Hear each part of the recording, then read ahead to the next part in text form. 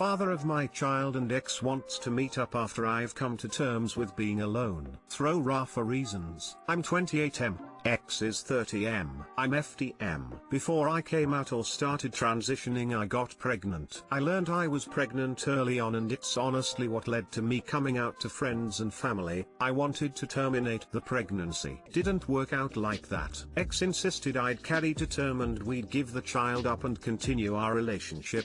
I was in a vulnerable state, so I agreed. I can see throughout my pregnancy that maybe his lies were because he felt protective over our son. Parents harassed me the entire pregnancy but acted supportive of my gender identity. Spoiler alert, they just wanted a grandson. The pregnancy almost drove me over the edge several times, and I still haven't really come to terms with it. Getting to the point, a week before giving birth I got guilted into keeping the baby. I had family and my ex on my case and I gave in. Couldn't hold the baby, couldn't feed the baby, and it just got so bad and I wanted to give him up for adoption and keep my relationship going. But as weird as this may sound, or as contradictory, I loved my son. Instead of seeking help for my depression though, instead of accepting that I still loved my son, I got pressured into signing over my rights. I'm ashamed to admit that I give in pretty easily. Since then I've gone no contact with parents and transitioned, and I'm actually happy. I don't feel the need to have a relationship and I'm surrounded by friends and I'm actually happy in my body. My ex reached out and wants us to talk and for our son to meet me, and I'm just so torn because I've finally gotten to a stage where I'm finally happy. Is it wrong to not want to put that happiness at risk? Just don't know what to do.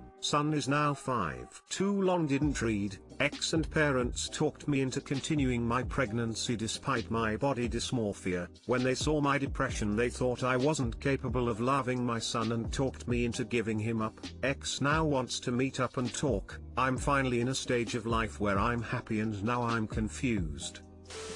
Might get better answers on r/regretful parents. As others said, this should be about what you want and what is good/bad for son. But, be ready for ex and family to be manipulative and pushy again. No way they changed. Before you meet them, think about what you want and be clear on that. If they want you to make some decision, never make it on spot. Always take time to think and decide when you are alone, outside of pressure. Only meet the child if you would like to be involved in his life. He's a little too young to understand the complexity of the situation, so he can search you out when he's an adult and is more likely to understand, or you can meet him now and be there for him. If you are unsure, it's best to wait. Don't get pressured into something you are uncomfortable with. That will make it worse for you and him. If it's possible / if you are undecided, seek out a therapist to talk about these issues with. Someone who is on your side. Do you want to meet your son? Do you have any interest in being a part of his life? If the answer is no, then don't meet him. Don't let yourself be pressured into anything you are not sure or ready for. This should be about you and your son, no one else. Your ex doesn't get a say or an opinion.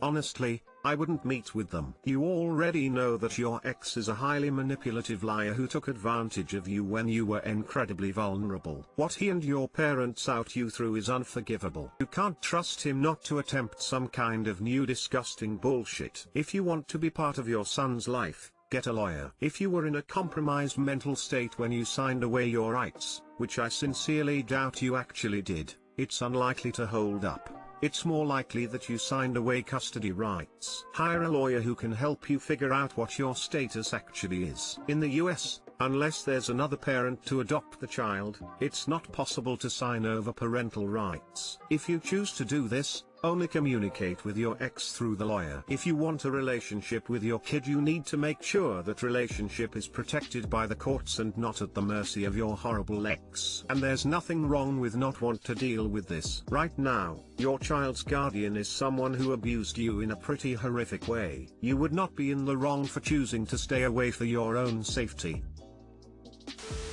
Me, 23M, with my girlfriend, 20F, since May. She hooked up with somebody after we were hanging out every day, saying I love you, and she said she wasn't seeing anybody else. The beginning of this story isn't completely necessary, but I want to paint the best picture possible of my situation. I'm 23 and she is 20. I met this girl on Tinder last year in mid-March as I was just coming back home from traveling due to COVID, and she was coming back home from school for the same reasons. We talked on Tinder for a few days and then moved to Snapchat for about 2 more weeks. After that I gave her my number and we literally texted 24/7, talked about our lives in depth, made jokes about meeting on Tinder, and just talked about past experiences with people. After we felt comfortable with each other during the pandemic, we decided to meet up for an in-person date on May 8th. So roughly 2 months after we started talking. At this point, she had been talking about all of her past experiences in the past tense, and when I asked if she was talking to anybody else, she said no. Anyway,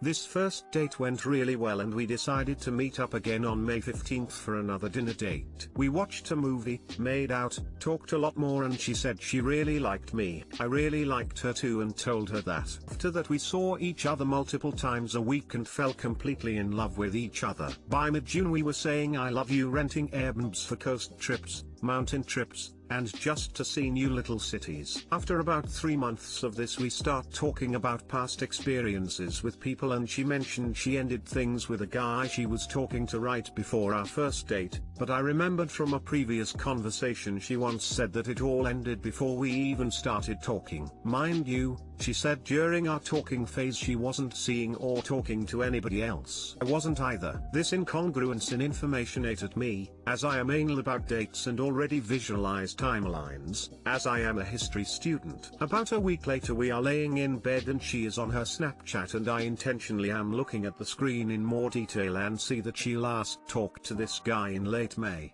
which is different from both of the stories she told me and overlapped with us being physical. After this, I made the mistake I still regret to this day and looked at her phone when she went to the bathroom. It was a text from him in late May giving her his address for her to come over so they could hook up. I didn't want to initially tell her I went through her phone, so I got more serious in the coming days and told her I had a gut feeling she was lying to me about the dates. She got really shifty and said that I was making too big of a deal of the date slip up she had and she really can't remember at all. After I pressed more, she said she thought about it and knew for a fact it was over in April. She also called me crazy for caring about this so much. After this I told her what I did and how I knew she was lying, and she confessed to it all and said she regretted it. We broke up for about 2 weeks and then she reached back out to me and we started dating again under the condition that there would be no more lies. This happened in late November. Since then I have been struggling with the gaslighting, major lie she told, and how much it hurt me that she could hold on to that secret after all these months of intense connection, including a road trip from NY to WA to go back to family. She says she really regrets it, and other than that stain on our relationship I really think she's the one. I am still hurt by it, but I feel bad bringing it up around her because I don't want to make her feel continually punished for her past actions. It just really hurts that she lied to me for so many months, was having sex with another guy after we were physical, and she told me she wasn't seeing anybody at the time. She apparently didn't even like him and they only hooked up a few times, which makes even less sense to me since we really liked each other by then and I treated her so well. Should I end things with her if I can't get over it? Any other thoughts? Thank you. Too long didn't read. She lied to me about hooking up with a guy when we started going out and I don't know how to get over it. She's, at a minimum, unreliable with a penchant for dishonesty. Good luck finding a time and place to exhale. She sounds like a player from what you've written. She lied about something important early on, and there's nothing wrong with not being able to get over that. However, you need to make a decision and stand by it. You clearly aren't going to be able to deal with this, so you need to break up with her and cut contact for good instead of doing this wishy-washy dance with it like you are now. You see, regardless of whatever happened or whatever was said, words are ultimately cheap. Her actions tell you very clearly that she wants to have fun. You're both still very young. This is my point of view, and you can take it however which way you want. Over the years I have learned to stop listening to what people say and just look at their actions, and from my experience, people don't change. It is very rare, And from what I've read, if she is a smart girl, the only thing you've done is told her how she should go about hiding it from you the next round. And most importantly, she lied about it. But that's just something for you to consider. Have a sit down by yourself, alone, ask yourself this question: can you trust her? Trust is one of the most important things in a relationship. If you cannot, then let it go. Don't hang on to it for some illogical reason like we've had good times. There will be many more good times to be had in your lifetime. For me, I don't go about bothering myself with things like this anymore. One moment of betrayal is more than enough for me. It is not worth the time or the stress. You're better off being single than dealing with someone whom you cannot trust. I would also like to add, you taking her back just tells her that you're willing to forgive such an act, and she would just do it again knowing you would take her back. Either way, it does not end well. Thank you for your thoughts. I completely agree.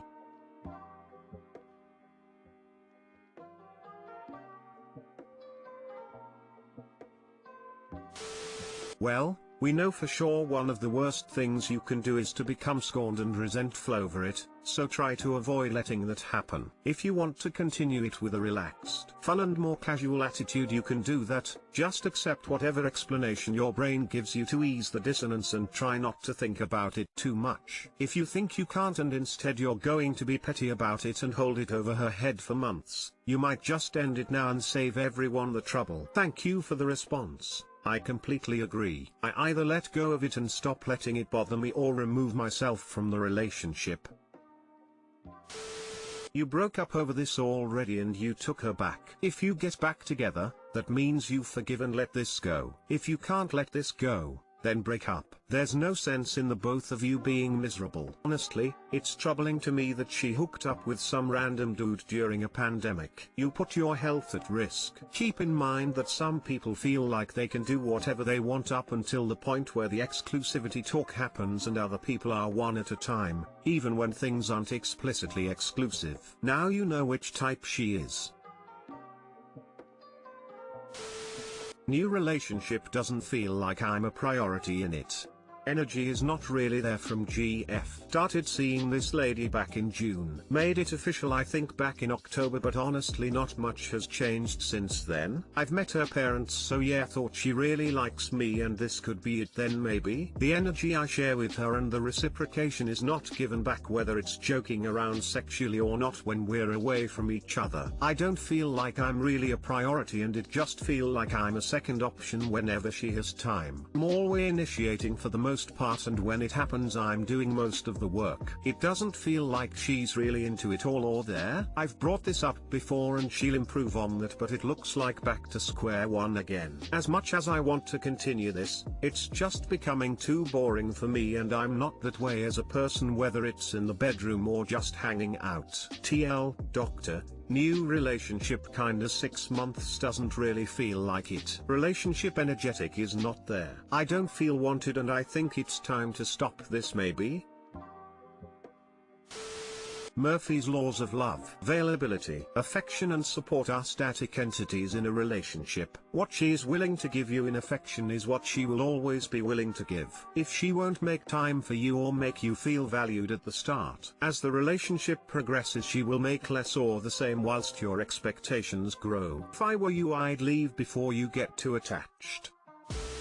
Oh boy, I just got out of a 3-year relationship where this was the problem from start to finish. I could fill a book on how this situation likely won't get better. Here's the hard question you have to ask yourself: are you really okay having to regularly convince someone that you're awesome to be with? And I do mean regularly. That lack of priority is going to show up in different ways over time. They'll get busy, they'll be tired, work, or school will be stressful. There will be interpersonal drama in some other part of their life, but the common denominator will be this: they'll be too focused on literally anything else in their life and will regularly leave you empty-handed. Might be projecting here a bit, we don't know a lot about the specifics of your relationship, but the sad truth is that if you don't feel like someone's priority, it's because you're not one. You should find someone who will make you a priority, because honestly, it's not too much to ask. And if someone makes you feel like you're asking a lot just for them to care and be involved, nah, step away.